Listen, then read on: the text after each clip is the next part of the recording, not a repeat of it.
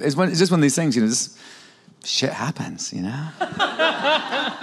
That's actually the tagline for this children's book. How did, what made you want to write a children's book? How did it start?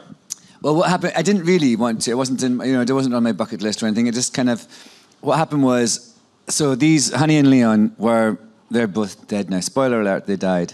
But I know. But not in the book, Not in the book. Like, it's okay. Actually, I'm going to do... It's not an old Yeller children's book. We're fine.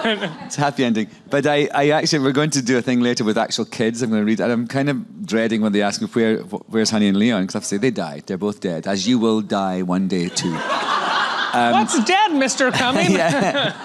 But so Honey and Leon were... so Honey was my dog, and Leon was Grant, my husband. He's my husband, the one who illustrated it.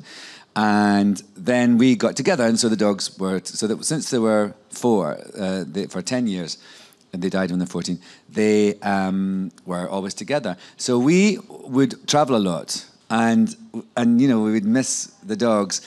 And I remember one time we were in Kuala Lumpur. This is the first time we sort of made up this idea that they were following us around the world. Because we're in Kuala Lumpur, and I had to do this thing at this concert about the tsunami. There was a thing to sort of encourage people to come back to invest in the area. And then this big concert, and the Fugees reformed, and the Backstreet Boys were reforming and starting their world tour. And so we were in this hotel pool, and there was the Backstreet Boys, and 2 of NSYNC were in the pool, right? And I said it was like boy band soup. And I just remember like sitting watching all these former boy band members in the swimming pool in Malaysia.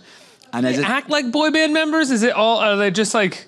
No, not in the pool. Oh, okay. No, but they do that kind of, that kind of thing when they see you in the elevator. They're just so filled with life. They're just very happy. Very animated. Yeah. And it was so exciting because at the actual concert, like, because we'd seen them and had hung out a little bit when we were watching the concert, I remember when one of the Backstreet Boys kind of waved at me from the stage. I felt like a teenage girl. I was just like, oh my God! Anyway, because I'm getting off point. So anyway, we're sitting there and the boy band thing was happening, and I was sort of laughing. And I remember saying, oh, I really miss Honey and Leon.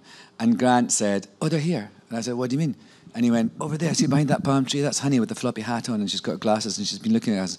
And Leon's got a little bowler hat, and he's eating the chips. And so we started this thing that the dogs were in disguise and hiding behind things and following us and making sure we didn't get into any trouble. So this is what this book is about, is that because I also realized that, dogs, when you come home and they're happy to see you, it's mostly because they're relieved that you're okay, because they haven't been able to protect you when you were away, and so now they can actually do their job, and that's why they're happy. So I thought of this idea that because we travel so much, Honey and Leon decide to follow us and stay in disguise and protect us. So that's how it all happened.